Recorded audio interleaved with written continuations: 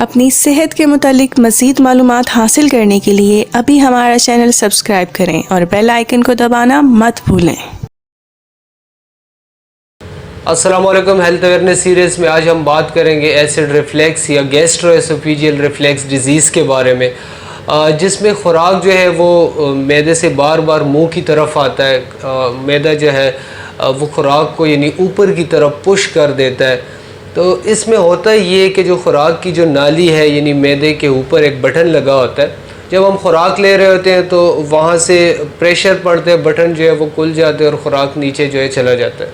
اب جب اسی اسپینکٹر کے اندر، جسے کارڈیک اسپینکٹر بھی کہا جاتا ہے اور لوور ایسوفیجیل اسپینکٹر بھی کہا جاتا ہے، جب یہ لوز ہو جائے، اس میں یعنی مختلف وجوہات کی وجہ سے مسائل آ جائیں، تو اس وجہ سے ہمارے پاس جو معدے کی جو خوراک ہے وہاں پر جو جوسز ہے، چاہے پانی ہے، وہ واپس جو ہے منہ کی طرف آنا شروع ہو جاتا ہے۔ ایک نئی اسٹڈی کے مطابق بہت سارے لوگ سمجھتے ہیں کہ وہ ایسڈ ریفلیکس کا شکار ہے اور اسی وجہ سے وہ انٹاسڈ لے رہے ہوتے،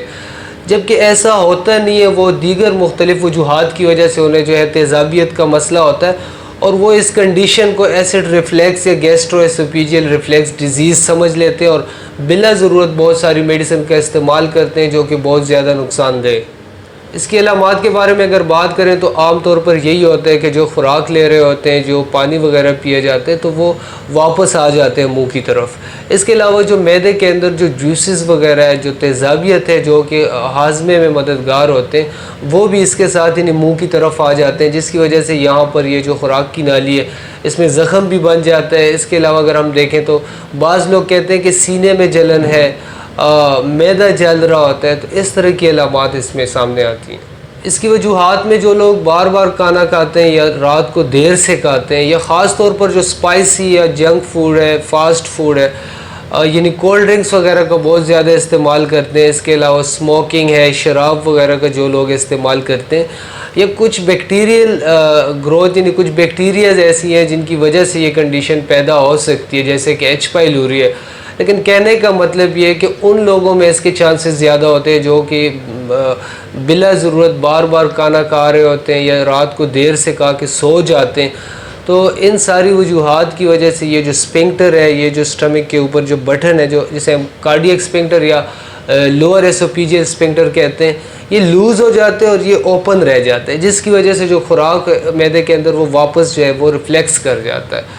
علاج کے بارے میں اگر بات کریں تو عام طور پر ایلوپیتھک سائٹ پر اینٹاسڈ ہے، پھر ہمارے پاس پروٹون پمپ انہیبیٹر ہے، جس میں اومیپرازول وغیرہ ہے، جس کا کام یہ ہوتا ہے کہ معدے کے اندر جو تیزابیت ہے اس کو کم کیا جائے۔ پھر H2 ڈرگز ہے ہمارے پاس، اس کا بھی کام یہی ہے کہ یہ جو تیزابیت ہے اس کو کم کر دیا جائے۔ اس کے علاوہ سیکنڈ آپشن کے طور پر اگر ہم ہومیوپیتھک میڈیسن کی بات کریں تو وہاں پر یعنی ایسی بے شمار میڈیسن ہے جس سے یہ جو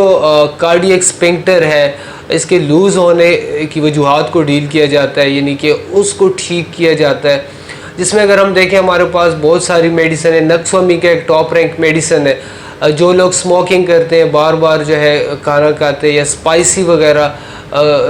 فاسٹ فوڈ وغیرہ کا استعمال کرتے ہیں، ان میں بہت زیادہ ہیلپ فل ہے۔ پھر اس کے علاوہ ہمارے پاس آئرس ورسیکولر ایک میڈیسن ہے، جن لوگوں میں یہ جو خوراک ہے، جو تیزابیت بار بار منہ کی طرف آ جاتی ہے اور یہاں پر یعنی کہ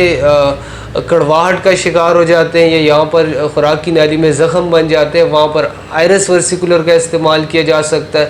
اس کے علاوہ نیٹرم فاسٹ جو ہے، یعنی جہاں پر تیزابیت بہت زیادہ ہو تو اس کا استعمال کیا جا سکتا ہے۔ اس کے علاوہ ایک اور میڈیسن ہے بسمتھ میٹ۔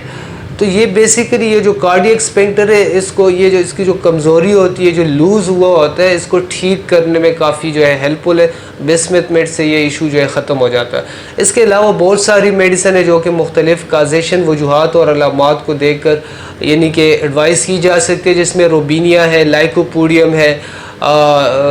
اس کے علاوہ اور بہت ساری میڈیسن ہے، ارسینک ایلبم ہے، کاسٹیکم ہے، لیکن مختلف وجوہات اور علامات کو مد نظر رکھ کر ایڈوائز کی جا سکتی ہے۔ بہت شکریہ۔